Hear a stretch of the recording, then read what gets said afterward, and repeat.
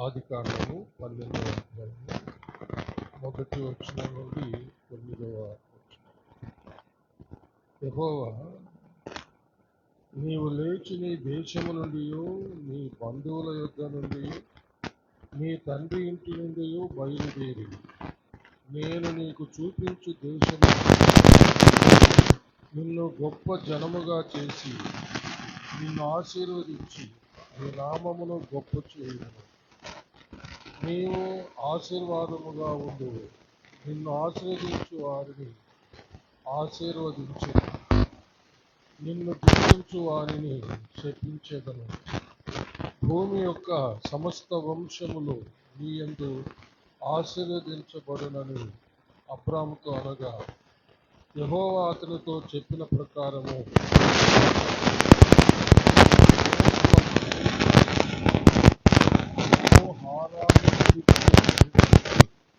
75 ఏండ్ల ఈడు గలవాడు. అబ్రాము తన భార్య అయిన శారయిని, తన సహోదరుని కుమారుడైన లోతుని హారానులో తానులో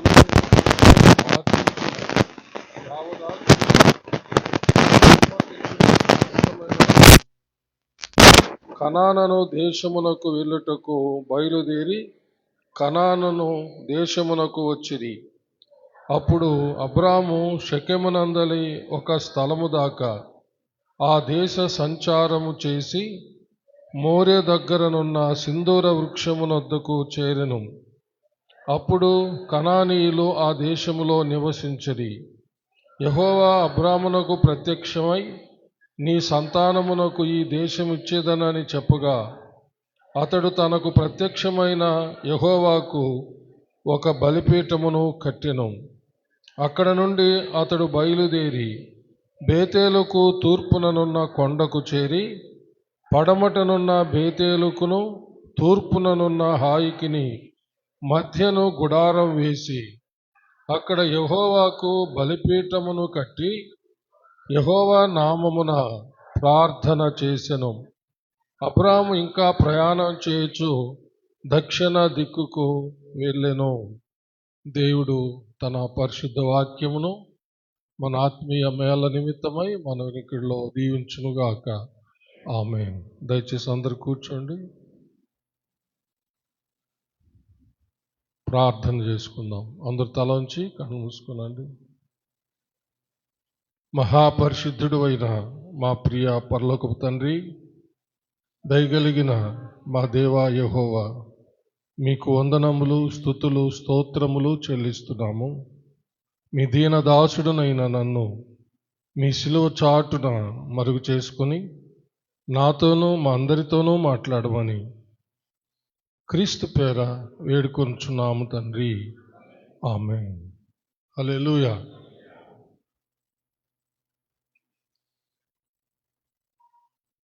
అబ్రహాము యొక్క ప్రార్థన జీవితాన్ని గురించి మనము కొన్ని విషయాలు ధ్యానించుకుందాం. హల్లెలూయా. ఈరోజు మధ్యాహ్నము ఒక గృహ ప్రవేశానికి వెళ్ళి నేను పాస్టమ్మ గారు వచ్చి ఇక ఉపవాస ప్రార్థనకు నేను బాలాజీ నగర్కి వెళ్ళడానికి మరి సిద్ధపడుతూ ఉన్నాను. అప్పుడు ప్రభువా, ఈరోజు ఏ వాక్యాన్ని మీరు బోధించబోతున్నారు తెలియజేయండి అని నేను ప్రార్థన చేస్తూ ఉన్నా. హల్లెలూయా. అప్పుడు పరిశుద్ధాత్మ దేవుడు ఈ ప్రేరేపణ నాకు దయచేశాడు అన్నమాట. అబ్రహాము యొక్క ప్రార్థన జీవితాన్ని గురించి ధ్యానించాలి అని. హల్లెలూయా. అప్పుడు కొన్ని విషయాలు ఈరోజు మీతో పంచుకోవాలని నేను ఆశపడుతున్నాను. హల్లెలూయా. ఎన్ని రోజులు అబ్రహాము యొక్క ప్రార్థన జీవితాన్ని గురించి కొనసాగిస్తాడో అన్ని వారాలు చూస్తాము. ఈరోజు కొన్ని విషయాలు మీ దృష్టికి తీసుకొని వస్తాను. హల్లెలూయా.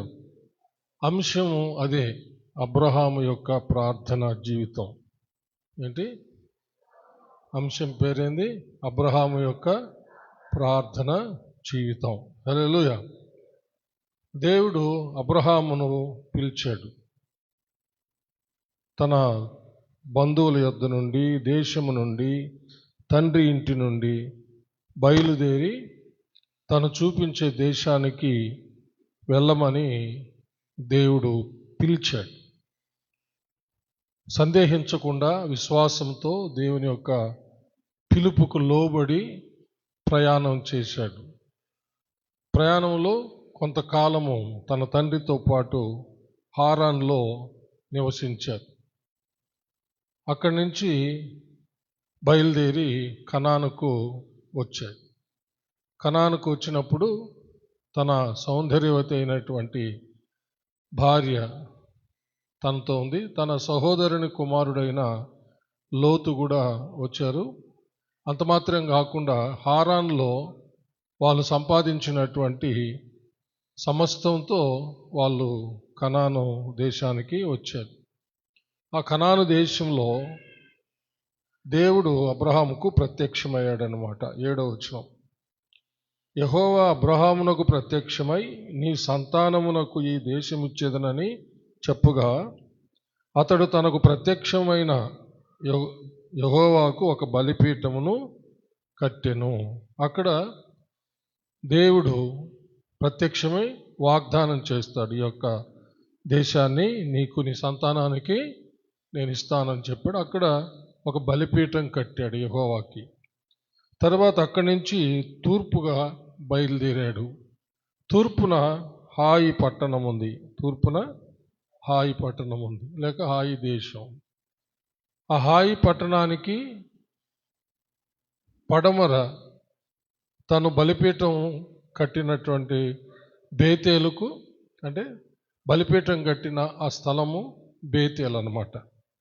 అది పడమట దిక్కునుంది. అక్కడి నుంచి తూర్పుగా ప్రయాణం చేశాడు. తూర్పున హాయి పట్టణం ఉంది.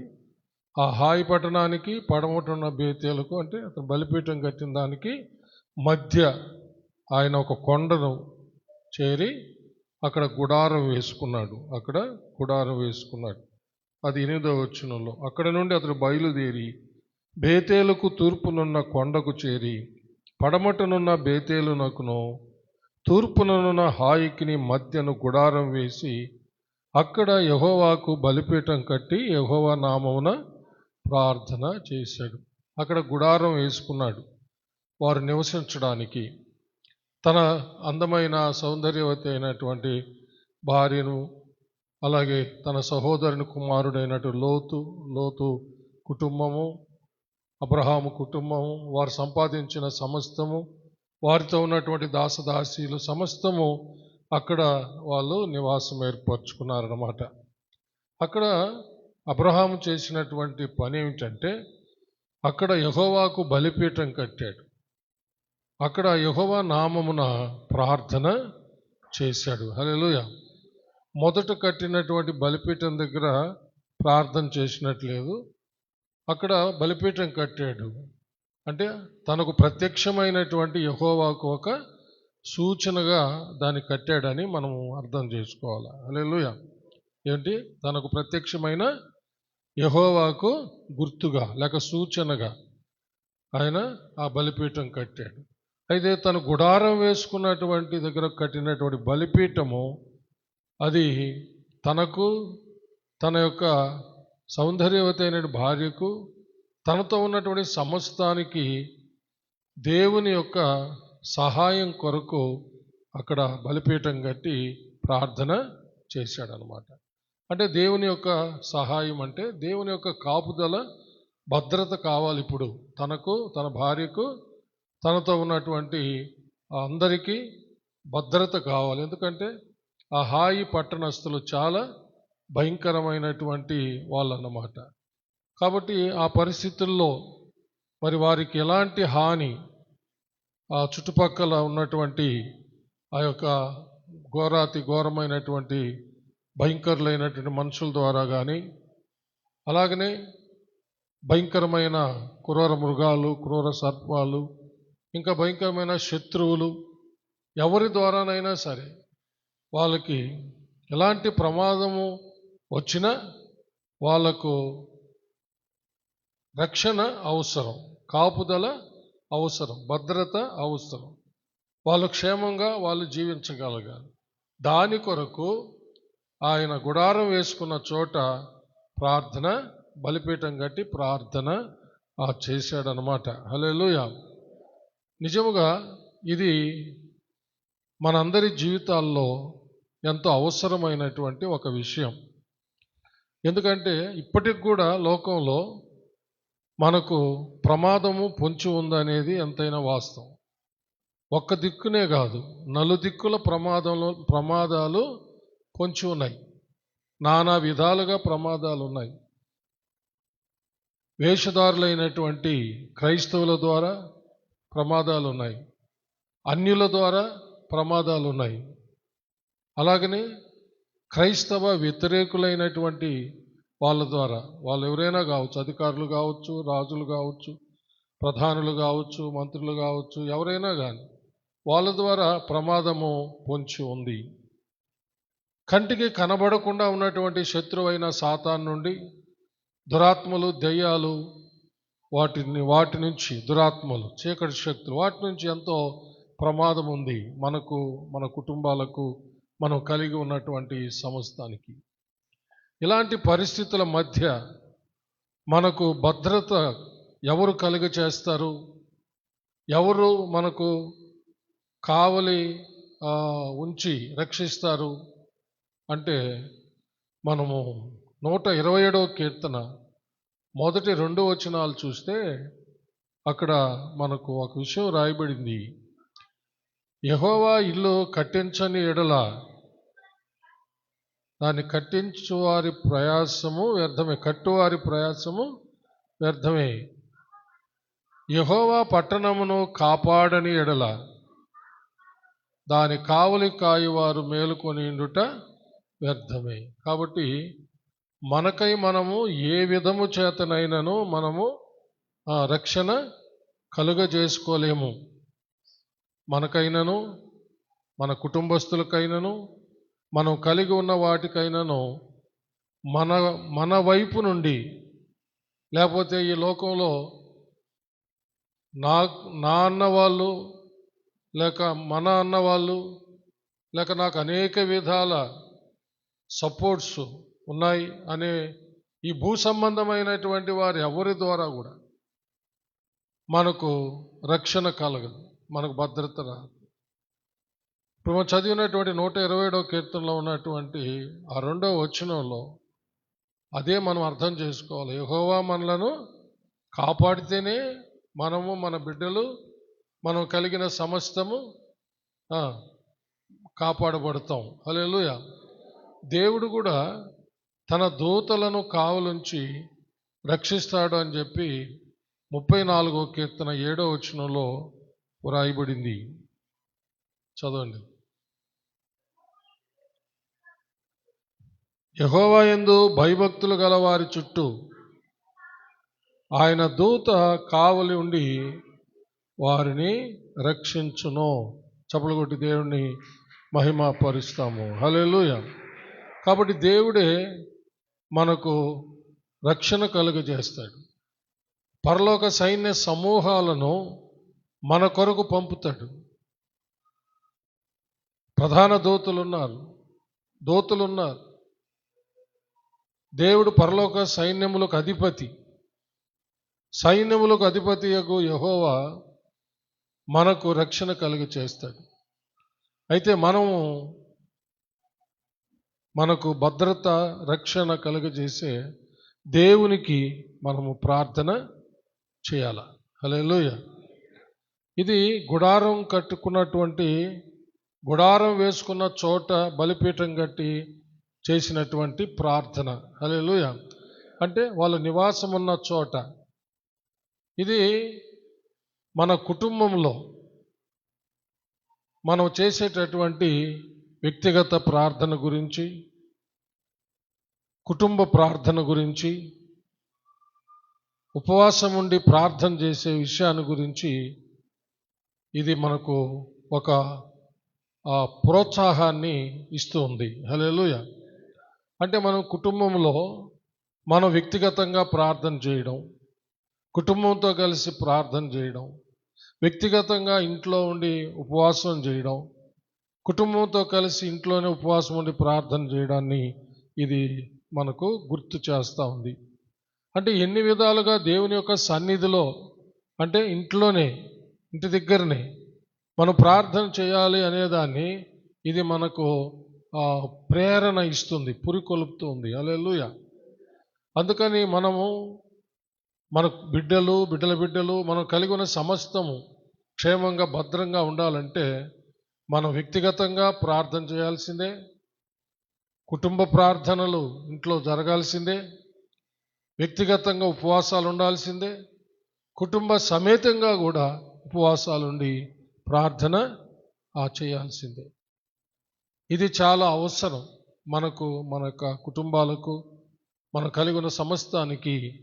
ఈ ప్రమాదకరమైనటువంటి లోకంలో ప్రమాదకరమైన వారి నుండి వచ్చేటటువంటి ప్రమాదాలు, అలాగే భయంకరమైన కంటికి కనబడకుండా క్రియ చేసేటటువంటి సైతాను, అంధకార చీకటి శక్తులు, దురాత్మలు, దయ్యాలు, వాటి ద్వారా ప్రేరేపించబడే ప్రతి పరిస్థితి నుంచి, ప్రతి ఒక్కరి నుంచి మనము భద్రంగా ఉండాలంటే, మన బిడ్డలు భద్రంగా ఉండాలంటే మన ఇంటి దగ్గర జరగాల్సినటువంటి ప్రార్థనలు నేను జ్ఞాపకం చేస్తున్నాను. ఒకటి వ్యక్తిగత ప్రార్థన.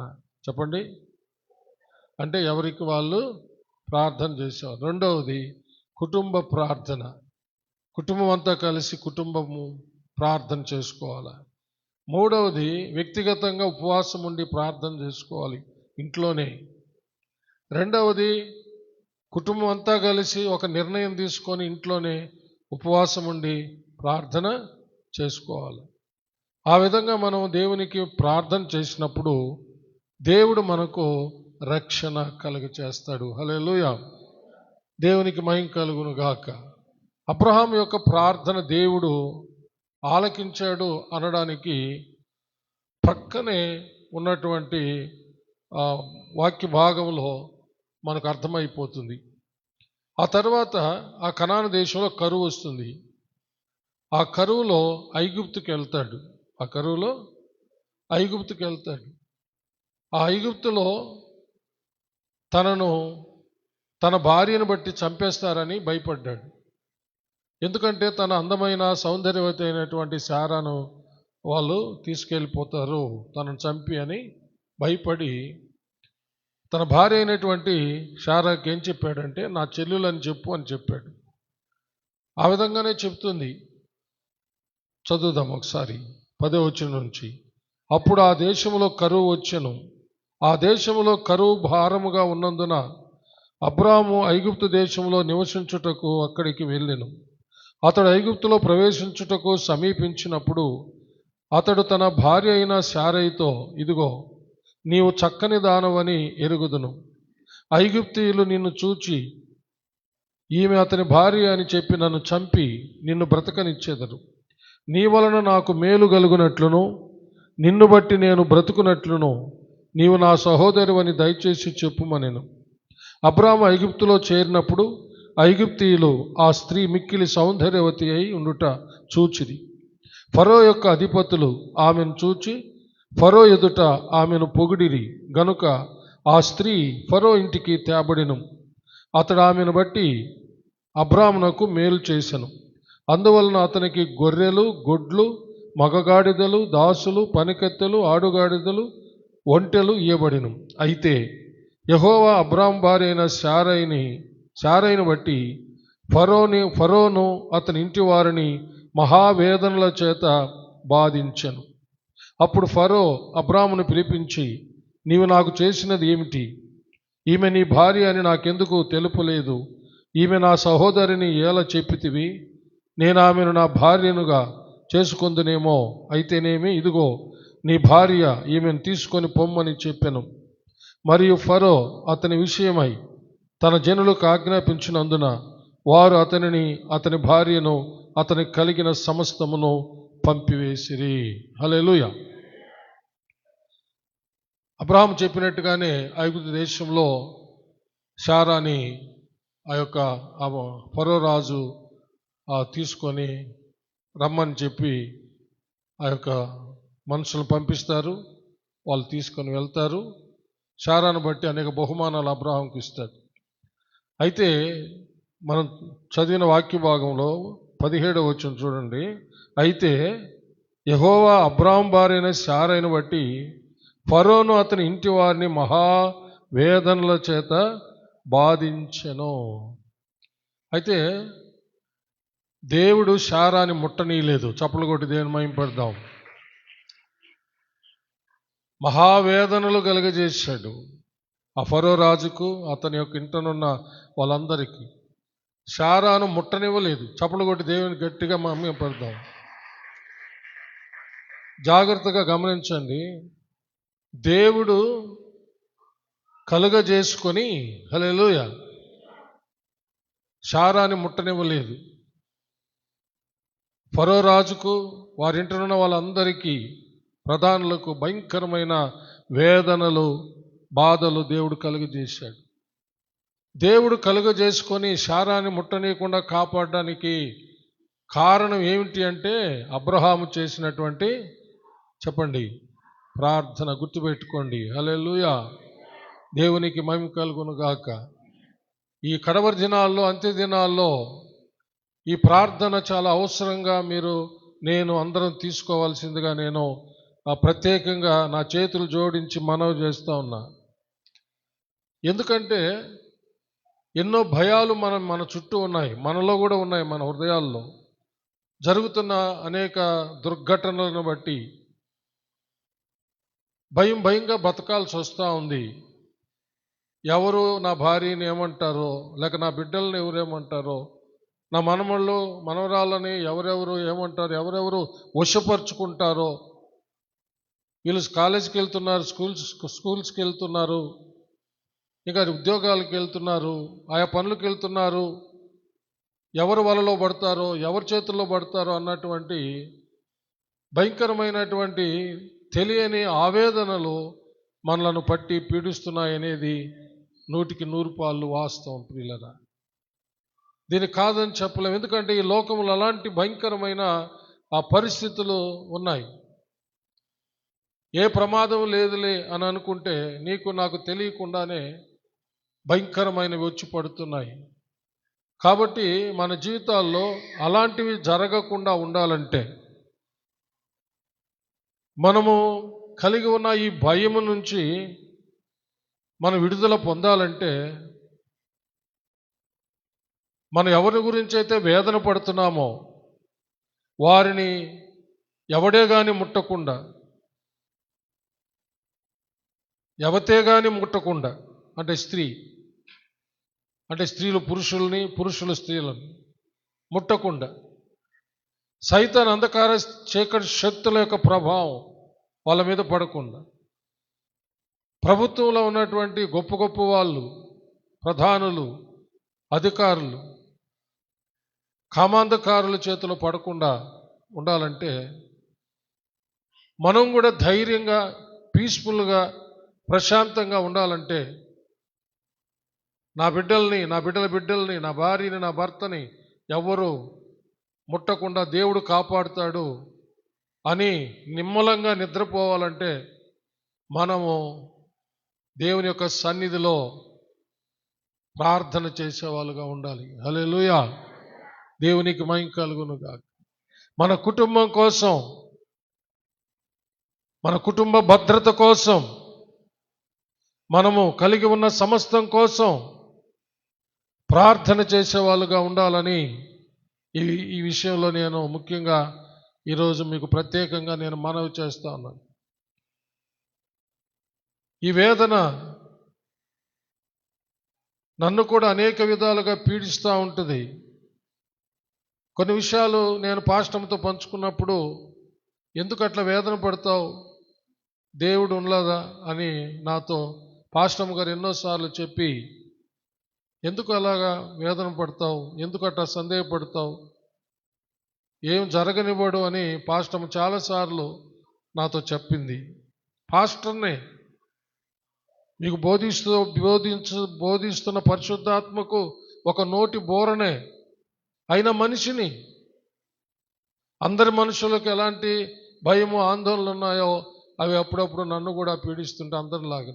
అయితే వీటన్నిటి నుంచి మనము నిమ్మలంగా ఉండాలంటే నా దేవుడు ముట్టనివ్వడు, అంటనివ్వడు, కాపాడుతాడు అన్నటువంటి స్థితి మన జీవితంలో రావాలంటే మనము నిత్యము మన ఇంట్లో ఒక బలిపీఠం ఉండాలి, ప్రార్థన బలిపీఠం.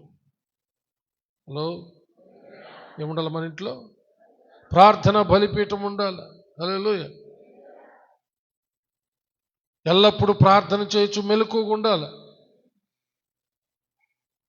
పేతురు కూడా స్పష్టంగా చెప్పింది అదే. చింత యావత్తు దేవుని మీద వేసి మెలకువగలిగి ప్రార్థించమన్నాడు. లేకపోతే పీస్ఫుల్గా నిద్రపోలేం, సంతోషంగా నెమ్మదిగా బతకలేం. వీళ్ళు ఇట్లా పోయి ఉన్నారు, స్కూల్కి వెళ్ళి ఉన్నారు, కాలేజీకి వెళ్ళి ఉన్నారు, పని మీదకి పోయి ఉన్నారు, ఉద్యోగాలు చేస్తున్నారు. ఏదొచ్చి పడుతుందో, ఎవరు వచ్చి పైన పడతారో, ఏం చేస్తారో, ఏం జరుగుతుందో అని చెప్పి భయంతో సందేహాలతో సుఖ సంతోషాలే మర్చిపోయి బతకాల్సి వస్తుంది. ప్రార్థన లేకపోతే. ఏం లేకపోతే? ప్రార్థన లేకపోతే. ఒకసారి పేతురు రాసిన మొదటి పత్రిక 5వ అధ్యాయము 7-8 వచనాలు చదువుకుందాం. ఆయన మిమ్మును గూర్చి చింతించుచున్నాడు గనుక మీ చింత యావత్తు ఆయన మీద వేయుడి. నిబ్బరమైన బుద్ధి గలవారై మెలకువగా ఉండుడి. ఎందుకంటే మీ విరోధి అయిన అపవాది గర్జించు సింహం వలె ఎవరిని మృంగుదనా అని వెతుకుతూ తిరుగుచున్నాడు. ఇది అబద్ధం అంటారా? సైతాను గర్జించు సింహం వలె వెతుకుతూ తిరుగుతున్నాడు, క్షణము తీరిక లేకుండా. మనం కనీసం ఒక క్షణమైనా ప్రార్థన చేయలేకపోతున్నాం. కనీసం కొన్ని క్షణాలైనా, కొన్ని నిమిషాలైనా ప్రార్థన కూర్చోలేకపోతున్నాం. కనీసం ఒక అరగంటైనా కుటుంబ ప్రార్థన చేసుకోలేకపోతున్నాం.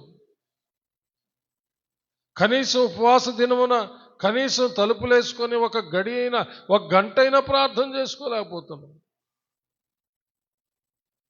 వాక్యం చదివి ధ్యానించలేకపోతున్నాం. ఈరోజు మన కొత్తమెట్టుపాలెం బ్రాంచ్ సంఘంలో ఒక దీన కుటుంబం ఒక మంచి నివాస గృహాన్ని కట్టుకుంటే దాని ఓపెనింగ్కి పోయాం, నేను పాస్టర్గా. ఈరోజు ఓపెనింగ్. ఆ ఇంటి యజమానురాలు చాలా దీనస్థితి, పెద్దగా చదువుకున్నది ఏం కాదు, కానీ పరిశుద్ధాత్మ అభిషేకాన్ని పొందుకుంది. చక్కగా ప్రార్థన చేస్తుంది, ఆత్మలో వాక్యం చెప్పిన తర్వాత వాక్యానుసారంగా చేస్తుంది, విజ్ఞాపనలు చెప్తే చక్కగా చేస్తుంది. పెద్ద చదువుకున్నది కాదు, పెద్ద ఆస్తిపరురాలు ఏమీ లేవు. సాక్ష్యం చెప్పమన్నాను నేను, తను చెప్పింది ఒక సాక్ష్యం. హల్లెలూయా. అందరూ నానా విధాలుగా బాధ పెట్టేవాళ్ళంట, ఎగతాళి చేసేవాళ్ళంట. ఆమె భర్త సెంట్రింగ్ పని చేస్తాడు. పనికి పోయిన తర్వాత చెప్పింది, తను శుభ్రంగా తలకు పోసుకొని తలుపు వేసుకొని గంటలు దేవునితో ప్రార్థన చేసుకునేదంట. నా దీన స్థితిని చూడండి ప్రభువా అని. కానీ ఇల్లు ఎప్పుడు అడిగింది లేదంట. ఇల్లు దేవుడు ఆశ్చర్యరీతిగా తను వేదన పడుతున్నటువంటి స్థితిలో, బిడ్డలు లేనటువంటి ఆ స్థితిలో తనకు ఒక కుమారుడిని ఇచ్చాడు. తను అడక్కపోయిన ఒక మంచి ఇల్లు కట్టించాడు. తను చెప్పింది, ఈ చుట్టుపక్కల, నా ఇంటి చుట్టుపక్కల ఉన్న వాళ్ళందరూ దృష్టికి నేను ఎగతాళి చేయబడ్డాను, కానీ నేను వాళ్ళందరినీ గురించి పట్టించుకోకుండా నా బాధ అంతా తలుపు వేసుకొని తలస్నానం చేసుకొని దేవుని సన్నిధిలో ఉపవాసముని దేవునికి ప్రార్థన చేసుకునేదాన్ని దేవుడు నన్ను కనికరించాడని చెప్పింది. నిజంగా ప్రియులారా, ఒక్కసారి ఆలోచించండి. నిజంగా ఇంత భయంకరమైనటువంటి పరిస్థితిలో శారాని దేవుడు ముట్టనివ్వకుండా బయటికి తీసుకొచ్చాడు. చప్పలు కొట్టి దేవుని మహిమ పెడతాం. ప్రైజ్. ఒక రాజు ఇంటికి తీసుకొని పోబడినటువంటి శారా రాజు ముట్టకుండా బయటికి తీసుకొచ్చాడు దేవుడు. దానికి కారణం ఏమిటంటే అబ్రహాము యొక్క ప్రార్థన. చప్పలు కొట్టండి. ఇప్పుడు భయపడ్డాడు, చెల్లెలని చెప్పమన్నాడు. ఒక కోణంలో ఆమె చెల్లెలు వరుస కూడా అవుతుంది, అది వేరే సంగతి. సరే, ఇప్పుడు చెల్లెలని చెప్పారు, అబ్రహాముని బతకనిచ్చి భార్యను తీసుకుపోయారు, బహుమానాలు పంపించారు. అబ్రహాం ఏమైనా ఆ ఐగుప్తు రాజు పంపిన కానుకలు చూసి మురిసిపోతే ఏమైనా కూర్చో ఉన్నాడా? ఏం చేసి ఉంటాడు చెప్పండి? ప్రార్థన, ప్రార్థన, ప్రార్థన. ప్రభా, భయపడి చెప్పా, ఇదిగో మీరు అనుగ్రహించిన భార్యని వాళ్ళు తీసుకెళ్ళారు, ముట్టనివ్వద్దు, క్షేమముగా నా భార్య నాకు అనుగ్రహించు అని ప్రార్థన చేయలేదంటారా? అబ్రహాము యొక్క ప్రార్థనకి దేవుడు కలుగు చేసుకొని ఐగుప్తు రాజుకు వేదనలు పెట్టాడు. ఒక వ్యాఖ్యానంలో ఏం రాశారంటే, మంచము కదలలేనంత పరిస్థితి ఐగుప్తు రాజుకు వచ్చేసిందంట. ఏంటి? మంచం దిగలేనంత జబ్బు వచ్చేసిందంట అతనికి. తన ఇంటి వాళ్ళందరికీ వచ్చేసిందంట. అంత భయంకరమైన వ్యాధి బాధల చేత దేవుడు మొత్తాడు. భయపడకండి, భయాలున్నాయి లోకంలో, నేను కాదని చెప్పలా, కానీ ప్రార్థనలు చేయండి. దేవుడు మన పక్షాన గొప్ప కార్యాలు చేస్తాడు. హల్లెలూయా. దేవునికి మహిమ కలుగును గాక. ఆ ఫరో రాజు పిలిపించి శారానిచ్చి విస్తారమైనటువంటి సంపద ఇచ్చి పంపించేస్తాడు. తిరిగి వచ్చేస్తాడు కనాన్ దేశానికి, మిగుల సంపదతో వస్తాడు. కరువులో పోయి అక్కడి నుంచి గొప్ప సంపదతో వస్తాడు. 13వ అధ్యాయం. అబ్రాము తనకు కలిగిన సమస్తమును, తన భార్యను, తనతో కూడా ఉన్న లోతును వెంటబెట్టుకొని ఐగుప్తులో నుండి నెగెబునకు వెళ్ళెను. అబ్రాము వెండి బంగారము పశువులు కలిగి బహుధనవంతుడైండెను. అతడు ప్రయాణం చేయుచు దక్షిణము నుండి బేతేలు వరకు, అనగా బేతేలుకును హాయికిని మధ్య తన గుడారము మొదట ఉండిన స్థలము వరకు వెళ్ళి తాను మొదట బలిపీఠమును కట్టిన చోట చేరెను. అక్కడ అబ్రాము యెహోవా నామమున ప్రార్థన చేశాను. హల్లెలూయా. చూడండి జాగ్రత్తగానండి. మరలా తిరిగి వచ్చాడు అక్కడికి. తను మొదట ఎక్కడైతే గుడారం వేశాడో, బేతేలుకు హాయికి మధ్య కొండ దగ్గర ఎక్కడైతే గుడారం వేసుకొని మొదట బలిపీఠం కట్టి యెహోవా నామమున ప్రార్థన చేశాడో, ఐగుప్తు నుంచి తిరిగి వచ్చి మరలా అదే చోటుకి వెళ్ళి అక్కడ యెహోవా నామమున ప్రార్థన చేశాడు. జాగ్రత్తగా గమనించండి. విస్తారమైన సంపద ఉంది, ఇప్పుడు విస్తారమైన బంగారం ఉంది, వెండి ఉంది. ఐగుప్తు దేశంలో ఐగుప్తు రాజు ద్వారానే గొప్ప ధనవంతుడిగా చేసి దేవుడు పంపించాడు, శారాన్ని ముట్టనివ్వకుండా. ఇప్పుడు సమస్తం ఉంది, హ్యాపీగా బ్రతికిపోవచ్చు. నేను, నా భార్య, నాతో ఉన్న వాళ్ళందరూ అనుకొని మురిసిపోలా. మళ్ళా ఎక్కడైతే మొదట గుడారం వేసి బలిపీఠం గడికి ప్రార్థన చేశాడో అక్కడికి వచ్చి మరలా యెహోవా నామమున అదే బలిపీఠం దగ్గర ఆయన ప్రార్థన చేస్తూ ఉన్నాడు. చప్పలు కొట్టి దేవుణ్ణి మహింపండి. కాబట్టి ప్రార్థన మరవకూడదు. మనము మన బిడ్డల బిడ్డలు మనము కలిగి ఉన్న సమస్తం క్షేమంగా ఉండాలంటే మనం సంపాదించుకున్న ఆస్తి కాదు, బంగారము కాదు, వెండి కాదు, భూములు కాదు, ఆస్తులు కాదు, ప్రియులారా, దాసదాస్యులు కాదు. ఈ లోకంలో ఎంతైనా సంపాదించుకొని ఉండొచ్చు నువ్వు. అవేవి నిన్ను కానీ, నీ భార్యను కానీ, నన్ను కానీ, నా భార్యను కానీ, మనలను కానీ మన బిడ్డలను కానీ మన బిడ్డలను కానీ మనం కలిగి ఉన్న దేన్ని కూడా అవి కాపాడలేవు 100% ప్రియులారా. అందుకనే మరలా తిరిగి వచ్చి అదే స్థలములో అతడు బలిపీఠము ఆల్రెడీ కట్టి ఉంది, అక్కడ ప్రార్థన చేశాడు. హల్లెలూయా. అక్కడి నుంచి దక్షిణముగా బయలుదేరాడు. 18వ వచనం, 13వ అధ్యాయం 18వ వచనం. అప్పుడు అబ్రాము తన గుడారము తీసి హెబ్రోనులోని మమ్రే దగ్గరనున్న సింధూర వృక్షము వనములో దిగి అక్కడ యెహోవాకు బలిపీఠమును కట్టెను. హల్లెలూయా, హల్లెలూయా. పడమటనున్న బేతేలుకు తూర్పునున్న హాయికి మధ్య గుడారం వేసి అక్కడ బలిపీఠం కట్టి మొదట ప్రార్థన చేశాడు యెహోవా నామమున. ఐగుప్తు నుంచి తిరిగి వచ్చిన తర్వాత కూడా అక్కడ చేరి అక్కడ యెహోవా నామమున ప్రార్థన చేశాడు. అక్కడి నుంచి దక్షిణముగా ప్రయాణం చేశాడు. హల్లెలూయా. దక్షిణముగా ప్రయాణం చేసి ఈ యొక్క మమ్రే దగ్గరున్న సింధూర వనము దగ్గర హెబ్రోనులో అక్కడ గుడారం వేశాడు. మళ్ళా అదే పని. ఏ పని? తినడం, తాగడం, తందనాలాడడం కాదు, మరలా బలిపీఠం కట్టాడు. హలో ప్లీజ్, మరలా బలిపీఠం కట్టాడు. ఆ ప్రాంతంలో కూడా రక్షణ కావాలా? ఏ ప్రాంతంలోనైనా రక్షణ కావాలా? భద్రత కావాలా? నువ్వు ఏ చోటనన్నా ఇంట్లో ఉండు, బయటకు పో, స్కూల్కి వెళ్ళు, కాలేజీకి వెళ్ళు, నువ్వు జాబ్ చేస్తున్న స్థలాల్లోకి వెళ్ళు, వ్యాపారాలు చేస్తున్న స్థలాలకు వెళ్ళు.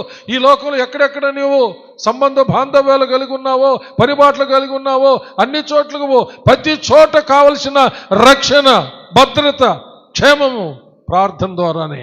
చప్పలు కొట్టిదే ప్రార్థన ద్వారానే. గుర్తుపెట్టుకోండి.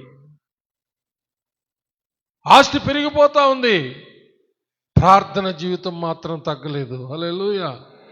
ఈ రోజుల్లో ఆస్తిపాస్తులు ధనధాన్యాలు పెరిగిపోతే ప్రార్థన జీవితం తగ్గిపోతా ఉంది, గుడికి రావడం తగ్గిపోతా ఉంది, దేవుని సన్నిధిలో కనబడడం తగ్గిపోతా ఉంది, దేవుని పరిచర్యలో ఉండడం తగ్గిపోతా ఉంది. భయంకరమైన పరిస్థితుల్లో మనుషులను చూస్తాం, విశ్వాసులను చూస్తూ ఉన్నాం, దిగజారిపోవడం చూస్తున్నాం. దేవుని నమ్ముకొని అంతా పొందుకున్న తర్వాత దేవుని వదిలిపెట్టి ధనాన్ని నమ్ముకొని సర్వనాశనం అయిపోతూ ఉన్నారు. అబ్రహాము జీవిత చరిత్రలో మనం చూస్తే తనకు ధనాభివృద్ధి జరుగుతూనే ఉంది, సమస్తం పెరుగుతుంది. ఆయన ప్రార్థనా జీవితాన్ని మాత్రం ఏమాత్రము తగ్గించుకోలేదు. ప్రార్థనా జీవితం ప్రథమంగానే ఉంది, అంటే మొదటిగానే ఉంది. చప్పట్ల కొట్టి దేవుని కనపరుస్తాం. నీ జీవితంలో ప్రార్థనా జీవితం మొదటిగా ఉండాలా. హల్లెలూయా. అందుకనే చూడండి, మరలా అక్కడ ప్రయాణం చేశాడు. అక్కడ మళ్ళీ ఇక్కడ చేరిపోయినాము. ఈ హెబ్రోన్లో చాలా హ్యాపీగా ఉంది. ఈ ప్రాంతం ఒక వనంలో సింధూర వృక్షం, ఎంత చల్లగా ఉంది, హ్యాపీగా వండుకొని తింటామనో లేక ఇంకేదో అకేషన్ చేసుకుంటామనో అనలా. వెంటనే అక్కడ కూడా ఏం చేశాడు? బలిపీఠం కట్టాడు. హల్లెలూయా. అక్కడ కూడా యెహోవా నామమున ప్రార్థన చేసి బలిపీఠం కట్టాడు. అంటే దేవునికి ప్రార్థన, దేవునికి స్తుతి. హల్లెలూయా. చప్పలు కొట్టి దేవుని మహిమపడతాం. ఒకసారి రాత్రి జ్ఞాపకం చేసుకోమని నేను జ్ఞాపకం చేస్తున్నాను. హల్లెలూయా. 20వ అధ్యాయం తరువాత ఫిలిష్తీయుల దేశంలో ఆయన గెరారులో నివాసం చేశాడు.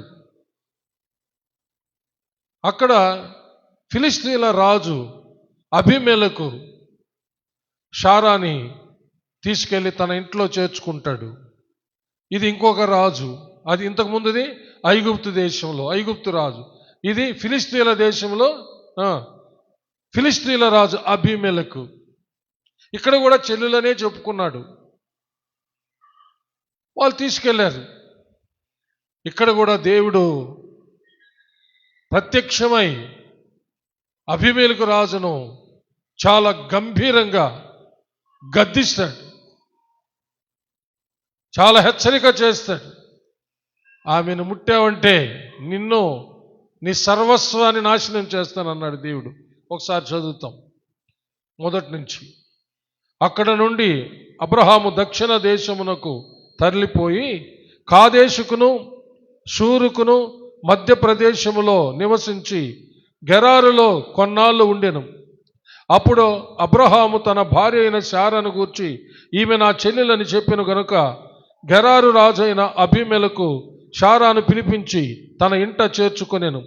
అయినను రాత్రివేళ దేవుడు స్వప్నమందు అబీమెలకు నొద్దకు వచ్చి, నీవు నీ ఇంట చేర్చుకొనిన స్త్రీ ఒక పురుషునికి భార్య గనుక ఆమె నిమిత్తము నీవు చచ్చిన వాడవు సుమా అని చెప్పెను. అయితే అబీమెలకు ఆమెతో పోలేదు గనుక అతడు, ప్రభువా, ఇటు నీతి గల జనమును హతము చేయుదువా? ఈమె నా చెల్లెలని అతడు నాతో చెప్పలేదా?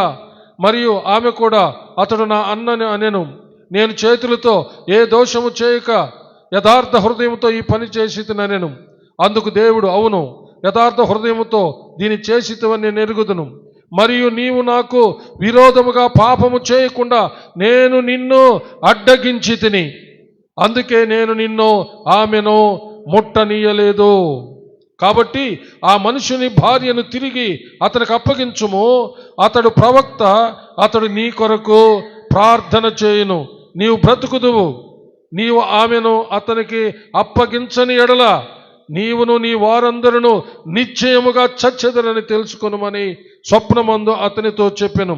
తెల్లవారినప్పుడు అబీమెలెకు లేచి తన సేవకులందరినీ పిలిపించి ఈ సంగతులని వారికి వినిపించినప్పుడు ఆ మనుషులు మిగుల భయపడిరి. అబీమెలెకు అబ్రహామును పిలిచి, నీవు మాకు చేసిన పని ఏమిటి? నీవు నా మీదికిని నా రాజ్యం మీదికిని మహాపాతకము తెప్పించినట్లు నేను నీ ఎడల చేసిన పాపం ఏమిటి? చేయరాని కార్యములు నాకు చేసితవని అతనితో చెప్పెను. మరి అబీమెలెకు, నీవేమి చూచి ఈ కార్యం చేసితవని అబ్రహామును అడుగగా, అబ్రహాము, ఈ స్థలమందు దేవుని భయము ఏమాత్రమును లేదు కనుక నా భార్య నిమిత్తము నన్ను చంపుదురనుకొని చేసితిని.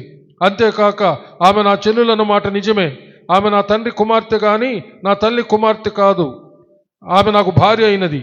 దేవుడు నన్ను నా తండ్రి ఇల్లు విడిచి దేశాంతరం పోవునట్లు చేసినప్పుడు నేను ఆమెను చూచి, మనం పోవు ప్రతి స్థలమందు ఇతడు నా సహోదరుడని నన్ను గూర్చి చెప్పుము. నీవు నాకు చేయవలసిన ఉపకారం ఇదే అని చెప్పి తినను. అబీమెలెకు గొర్రెలను గొడ్లను దాసదాసి జనులను రప్పించి అబ్రహాముకిచ్చి అతని భార్య అయిన శారాను అతనికి తిరిగి అప్పగించెను. అప్పుడు అబీమెలెకు, ఇదిగో నా దేశముని ఎదుట ఉన్నది, నీకిష్టమైన స్థలమందు కాపురం ఉండుమనెను. మరియు అతడు శారాతో, ఇదిగో నీ అన్నకు నేను 1000 రూపాయలు ఇచ్చి ఉన్నాను. ఇది నీ యొద్దనున్న వారందరి దృష్టికి ప్రాయశ్చిత్తముగా ఉండుటకై ఇది నీ పక్షముగా ఇచ్చి ఉన్నాను. ఈ విషయం అంతటిలో నీకు న్యాయము తీరిపోయినది అనెను. అబ్రహాము దేవుని ప్రార్థింపగా దేవుడు అబీమెలెకును అతని భార్యను అతని దాసీలను బాగు చేసెను. వారు పిల్లలు కనిరి. ఏలయనగా అబ్రహాం భార్య అయిన శారను బట్టి దేవుడు అబీమెలెకు ఇంట్లో ప్రతి గర్భమును మూసి ఉండెను. చూసారా, ఇక్కడ కూడా అబీమెలెకు రాజు తీసుకొని పోయినప్పుడు ఫిలిష్తీయుల రాజు శారాని ముట్టనీయలేదు. ప్రియులారా, హల్లెలూయా. గుర్తుపెట్టుకోండి, హల్లెలూయా. దీనికి కూడా కారణం అబ్రహాం ప్రార్థనే. చప్పలు కొట్టి దేవుని మహిమపడ్డాడు. అబ్రహాం ప్రార్థనే. దేవుడే చెప్తున్నాడు, అబ్రహాము ప్రార్థన చేస్తాడు నీ కోసమని. అంటే ఎంత నిజమో అర్థం చేసుకోండి.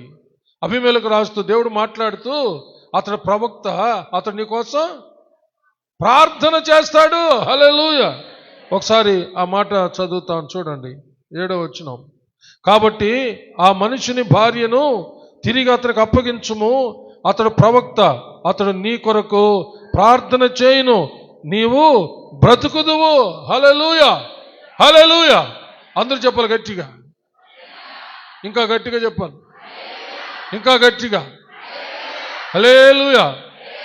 చూసారా, దేవుడు ఎంత స్పష్టంగా చెప్తున్నాడు. అతను ప్రవక్త, అతను ప్రార్థనాపరుడు, నీకోసం ప్రార్థన చేస్తాడు.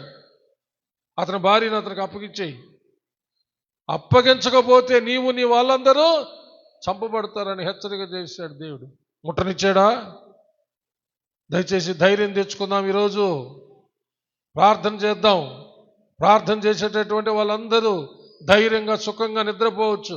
ప్రార్థన చేయకుండా సుఖంగా నిద్రపోతే మాత్రం నీ జీవితంలో నిద్రపోలేని పరిస్థితులు వచ్చేస్తాయి, అంతే. నిద్రపోలేని పరిస్థితులు వస్తాయి. కంటి మీద కునుకు వెయ్యలేని దుస్థితి వచ్చి దాపురిస్తుంది. నలు దిశల నెమ్మది లేకుండా పోతుంది.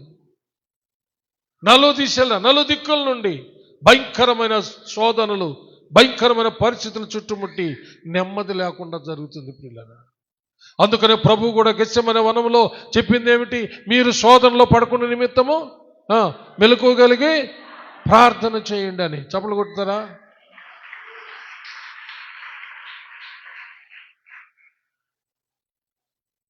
ప్రార్థన ప్రార్థన ప్రార్థన. అదే ప్రకారము అబీమెలెకు రాజు అబ్రహాముని పిలిచి అన్ని అడిగి అనేకమైన బహుమానాలు ఇచ్చి పంపించాడు. అబ్రహాం అతని కోసం ప్రార్థన చేశాడు. చూడండి 17వ వచనం. అబ్రహాము దేవుని ప్రార్థింపగా దేవుడు అబీమెలెకును అతని భార్యను అతని దాసీలను బాగు చేసెను. హల్లెలూయా. వారు పిల్లలు కనిరి.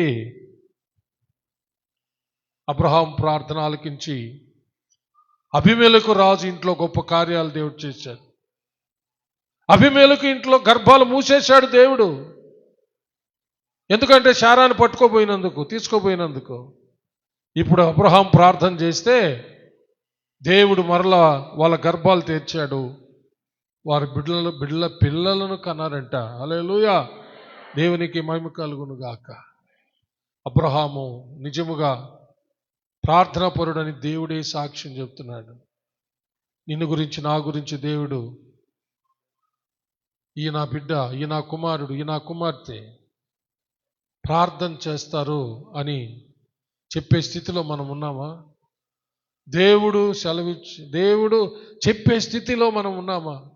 మీరు వెళ్ళండి, అక్కడ నా సేవకుడు ఉన్నాడు, అతను ప్రార్థన చేస్తాడు, మీకు మేలు జరుగుతుంది. హల్లెలూయా.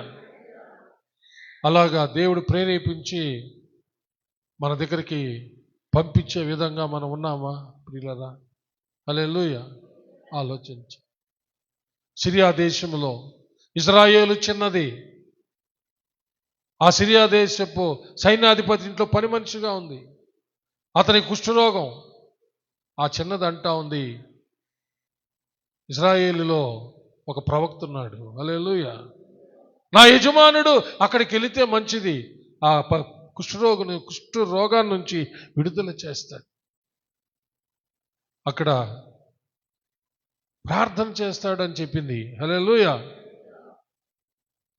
ఆలోచించండి. దేవుడే చెప్తున్నాడు ఇక్కడ అబ్రాహాముని గురించి, అతను ప్రార్థన చేస్తాడు, అతను ప్రవక్త. హల్లెలూయా. కాబట్టి ప్రార్థన మానొద్దని నేను జ్ఞాపకం చేస్తున్నాను.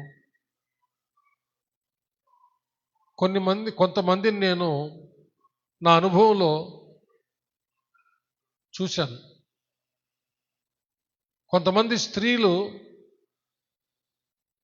ఏడ్చిన వాళ్ళు ఉన్నారు.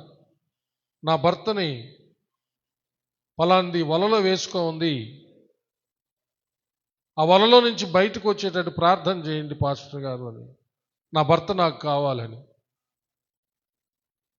తన భర్త పాపం చేస్తున్నాడు, వేరే స్త్రీ వలలో పడిపోయి ఉన్నాడని తెలిసినా కూడా తన భర్తను ప్రేమిస్తున్న భర్త నాకు కావాలి, ఆ వలలో నుంచి విడుదల కలిగేటట్టు ప్రార్థన చేయండి అని చెప్పిన స్త్రీలు ఎంతోమంది ఉన్నారు నా సేవా జీవితంలో. వాళ్ళ కోసం ప్రార్థన చేశాం.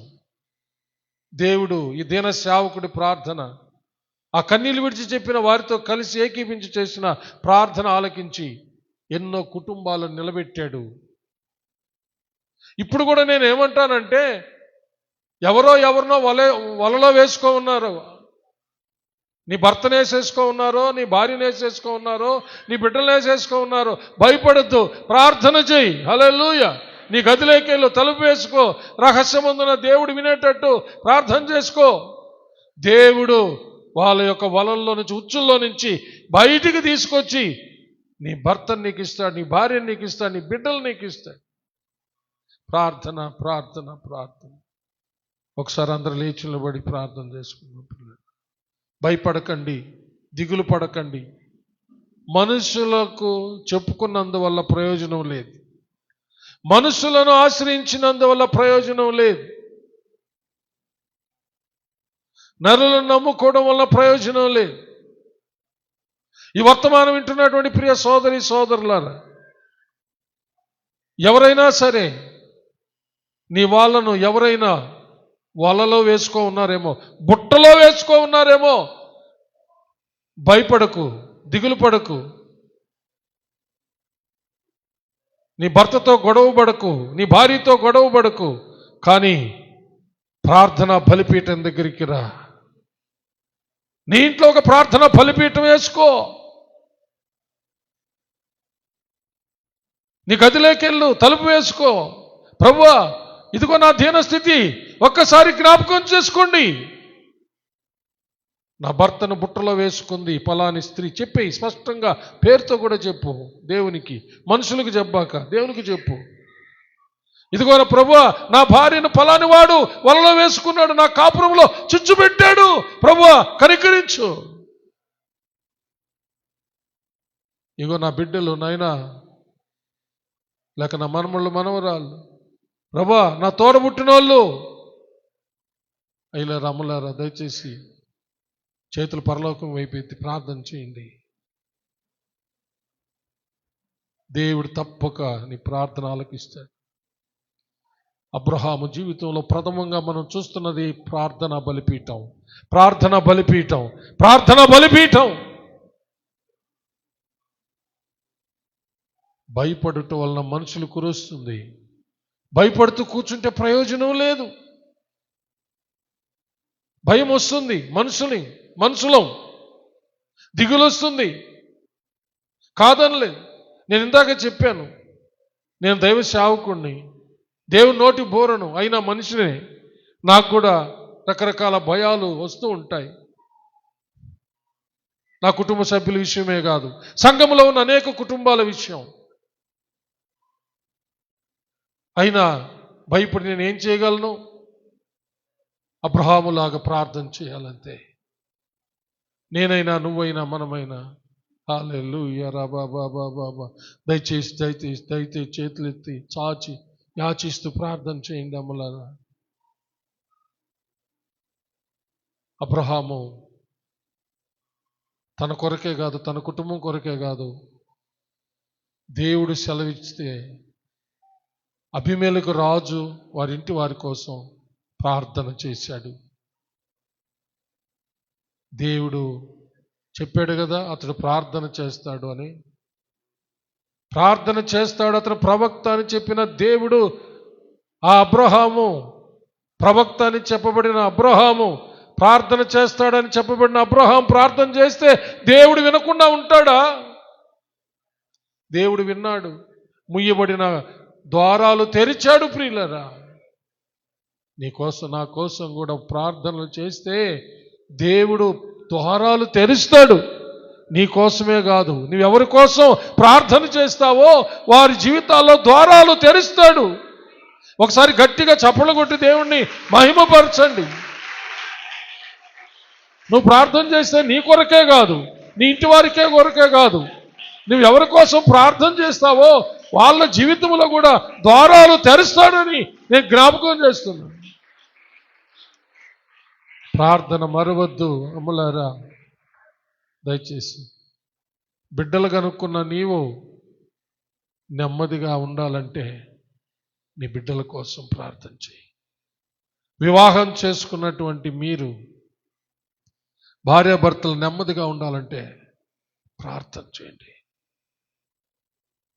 నువ్వేమేమి చేస్తున్నావో, నీ చదువుల్లో, నీ ఉద్యోగాల్లో, నీ వ్యాపారాల్లో, నీ సేద్యాల్లో, అలాగే దైవ సేవకులమైన మేము సేవలో ఒక నెమ్మది అనుభవించాలంటే ప్రార్థన ప్రార్థన ప్రార్థన ప్రార్థన చేసుకుందాము. అలాగే అందరూ తలంచుకొని ముచ్చుకుంటున్నా ప్రార్థన చేసుకుందాం. సోదరుడు సుకుమార్ ముందుకొచ్చి ప్రార్థన చేస్తాడు. హల్లెలూయా బాబా. దయచేసి కళ్ళు మూసుకొని, ఎవరు కలుతారు, ఒక తీర్మానం తీసుకో. ఈ సందేశాన్ని మరవద్దు నీ జీవితంలో. ఊరికనేదో వినేసి పోతున్నట్టుగా వెళ్ళిపోతే నీ జీవితంలో ఏం ప్రయోజనం లేదు. నీవు నీ కుటుంబం క్షేమంగా ఉండాలంటే, నువ్వు కలిగిన వాటన్నిటిలో నువ్వు క్షేమాన్ని అనుభవించాలంటే, భద్రతను అనుభవించాలంటే ప్రార్థన ప్రార్థన ప్రార్థన. ఈరోజు ఒక తీర్మానం తీసుకొని ఇంటికి వెళ్ళు. ప్రభువా, అనుదినం ప్రార్థన చేస్తాను. అబ్రహాములాగా మొదటి స్థానం ప్రార్థనకి. నాయనా, నీకు ప్రార్థన చేసేదానికి నేను ఇస్తాను నాయనా. హల్లెలూయా.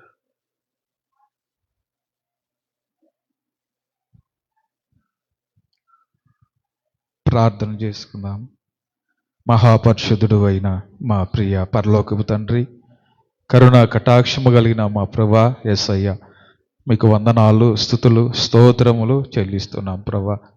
ఈ రాత్రి నైనా ప్రభా, కూడి వచ్చిన మా అందరికీ నైనా ప్రభా, మీరు ప్రేమించి నైనా ప్రభా, మీరు ఇచ్చినటువంటి ప్రభా వాక్య సందేశం కొరకై మీకు స్తోత్రాలు ప్రభా.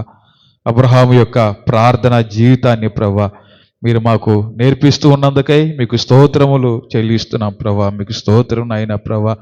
నాయన అబ్రహాము ప్రభా, నాయన తన గుడారం వేసిన చోట ప్రభా బలిపీఠము కట్టి నాయన ప్రభా యెహోవా నామమున ప్రార్థన చేసినప్పుడు ప్రభా, అబ్రహాము ఇంటి వారికి, తనతో ఉన్న వారికి నాయన మీరు భద్రతను, క్షేమాన్ని ప్రభా మీరు కలుగు చేసిన దేవుడు, మీకు స్తోత్రములు చెల్లిస్తున్నాం ప్రభా. మీకు స్తోత్రం నాయన ప్రభా.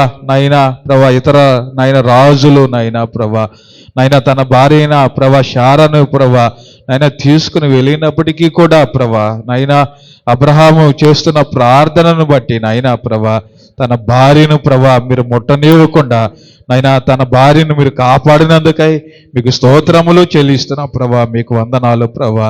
మా జీవితాల్లో కూడా నాయన ప్రభా, భద్రత లేనిటువంటి పరిస్థితుల మధ్య నాయన, క్షేమం లేని పరిస్థితుల మధ్య నాయన ప్రభా, మా కుటుంబస్తులను బట్టి నాయన ప్రభా, నైనా ప్రభా వేదన చెందుతున్నటువంటి పరిస్థితుల మధ్య నైనా ప్రభా జీవిస్తూ నైనా భయపడుతున్నటువంటి ప్రభా నైనా మేము కూడా ప్రభా స్తోత్రం నైనా అబ్రహాములాగా ప్రార్థన చేసినప్పుడు మాకు, మా కుటుంబాలకు నైనా ప్రభా నాయన మీరు భద్రత, క్షేమాన్ని కలిగజేస్తారని ప్రభా మీరు నాయన తెలియజేసిన మా దేవా మీకు స్తోత్రం నాయన.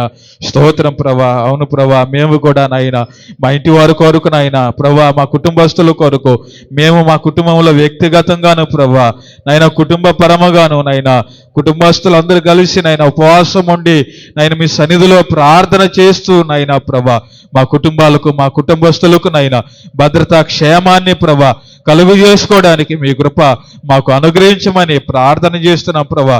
మీకు స్తోత్రం నాయనా. స్తోత్రం ప్రభా. అప్పుడే మేము నెమ్మదిగాను అయ్యా సుఖముగానైనా ప్రభా మేము ఉండగలము నాయనా, మేము జీవించగలం ప్రభా. మీకు స్తోత్రం నాయనా. అయ్యా అట్టి ప్రార్థన జీవితం కుటుంబం కొరకునైనా ప్రభా ప్రార్థన జీవితం కలిగి మేము ఎల్లప్పుడూ మేలుకోగలిగి, నిబ్బరమైన బుద్ధి కలిగి, మా చింత యావత్తు మీ మీద వేసి నైనా మేము ప్రార్థన చేయడానికి నైనా మీ కృప మా అందరికి దయచేయమని ప్రార్థన చేస్తున్నాం ప్రభా. మీకు స్తోత్రాలు. అంత మాత్రమే కాకుండా మేము నాయన ఇతరుల కోసం ప్రార్థన చేసినప్పుడు కూడా మీరు ఆ ప్రార్థన విని మీరు గొప్ప కార్యాలు చేసే దేవుడు, మీకు వందనాలు చెల్లిస్తున్నాం ప్రభా. దయతో మనం జ్ఞాపకం చేసుకోండి. అటు ప్రార్థన జీవితం ఎల్లప్పుడూ మా కుటుంబాలలో ప్రభా అయ్యా మేము చేసేవారుగా ఉండడానికి నైనా, కుటుంబంలో ఎల్లప్పుడూ ప్రార్థన జీవితం కలిగిన వారముగా ఉండడానికి నైనా మీ కృప మాకు దయచేయమని, క్షేమమును, భద్రతను ప్రభా, కాపుదలను మీ ద్వారా మేము కలిగి ఉండడానికి ప్రభా మీ కృప మాకు దయచేయమని. ఎవరు కూడా మా ఇంటి వారిని, మా బిడ్డలను ప్రభా బిడ్డలను ముట్టకుండా ప్రభా నైనా అట్టి ప్రార్థన జీవితాన్ని కాపుదలుగా కలిగి ఉండడానికి మీ కృప మాకు దయచేయమని ప్రభా. స్తోత్రం నైనా. నైనా అట్టి నైనా ప్రార్థన జీవితం మేము ఎల్లప్పుడూ చేయడానికి పరిశుద్ధాత్మదేవ మీరే మాకు సహాయం చేయమని ప్రభా. స్తోత్రం నైనా. మీ నమ్మదైన హస్తాలకు మమ్మల్ని అందరిని అప్పగించుకుంటూ మీరు ఇచ్చిన శ్రేష్టమైన వాక్కుల కొరకై మీకు స్తోత్రములు చెల్లిస్తూ యేసయ్య పరిశుద్ధ నామములో ప్రార్థన చేసి స్తుతించి అడిగి వేడుకొనుచున్నాము పరమ తండ్రి. ఆమేన్. హల్లెలూయా. ఇప్పుడే ఒక ప్రార్థన అంశాన్ని ఫోన్లో పంపించారు సహోదరుడు కొత్తమెట్టుపాలెం మన సంఘస్థుడు మార్క్. సీను అనే బ్రదర్కి పెరాలసిస్ వచ్చిందంట, పక్షవాతం. అతని స్వస్థత కొరకు ప్రార్థన చేయమని వాళ్ళు విషయం తెలియజేశారు. ఒక నిమిషం తలంచి ఆ సహోదరుడి కోసం ప్రార్థన చేస్తాము. మహాపరిశుద్ధుడు అయిన మా ప్రియ పరలోకపు తండ్రి, ఆ సహోదరుడు సీనుని కనికరించండి ప్రభువా. ఆ పెరాలసిస్, ఆ పక్షవాతం నుండి విడుదల దయచే తండ్రి. ఎంతోమందికి ప్రభా నాయనా ఈ లోకంలో మీరు ప్రభా నాయనా జన్మించి దేవుని రాజ్య సువార్త ప్రకటిస్తున్నప్పుడు ఎంతోమంది పక్షవాయువు రోగముతో బాధపడుచున్న వారిని నాయన మాట మాత్రం సెలవిచ్చి ప్రభా లేపి నడిపించావు నాయన. ఎన్నో అద్భుతాలు చేశావు నాయన, మహాద్భుత ఆశ్చర్య కార్యాలు చేశావు నాయన. రోగులందరినీ ముట్టి స్వస్థపరిచావు నాయన.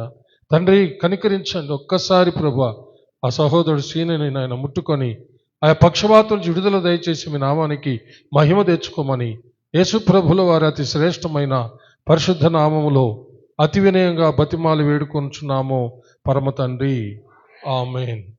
సర్వశక్తి గల దేవుడు మన ప్రార్థన ఆలకించినందుకు స్తోత్రములు చెల్లించుకుందాం. దేవా స్తోత్రం, స్తోత్రం, స్తోత్రం. హల్లెలూయా. నా ప్రాణమా యెహోవాను సన్నుతించుము, నా అంతరంగముననున్న సమస్తమా ఆయన పరిశుద్ధ నామమును సన్నుతించుము. నా ప్రాణమా యెహోవాను సన్నుతించుము, ఆయన చేసిన ఉపకారములలో దేనిని మరువకుము. ఆమేన్. మన పరమ తండ్రి అయిన దేవుని ప్రేమ, కుమారుడైన యేసుక్రీస్తు ప్రభుల వారి యొక్క కృప, పరిశుద్ధాత్మ దేవుని అన్యోన్య సహవాసము, సన్నిధి, కాపుదల, భద్రత, నడిపింపు ఇప్పుడు ఎల్లప్పుడూ సదాకాలము మీకందరికను, మీ బిడ్డలకు, మీ బిడ్డల బిడ్డలకు, మీరు కలిగి ఉన్న సమస్తానికి తోడై దీవించి ఆశీర్వదించి కాచి కాపాడునుగాక. Amen, amen, amen. May God bless you all. యేసయ్య నామములో అందరికీ వందనాలు. ఒకరొకరు సమాధానం తెలుపు.